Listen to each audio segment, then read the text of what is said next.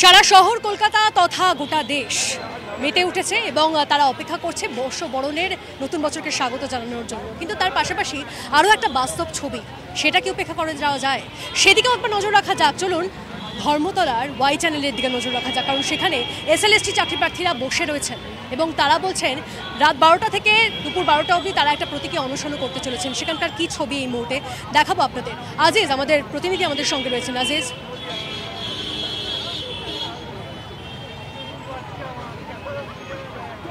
একেবারেই আমি সেই ছবি তোমাকে দেখাবো। বর্ষবরণের রাত, তাপমাত্রা 18 ডিগ্রির কাছাকাছি, খোলা আকাশের নিচে 2016 এসএলএসটি চাকরি প্রার্থী তারা বর্ষবরণের রাতটাকে স্লোগান এবং প্রতিবাদী ভাষায় তারা উদযাপন করছেন এবং প্রতিবাদের চিহ্ন হিসাবে তারা কালো বেলুন এখানে লাগিয়েছে। কালো কাগজে লেখা হ্যাপি নিউ ইয়ার, হ্যাপিটাকে তারা এখনও কেটে রেখেছে এবং তারা এখান থেকে তারা যে যোগ্য এবং যে প্যানেল বাতিল হয়েছে সেই প্যানেল বাতিল তারা মানছে না, এই স্লোগান তুলছে তারা।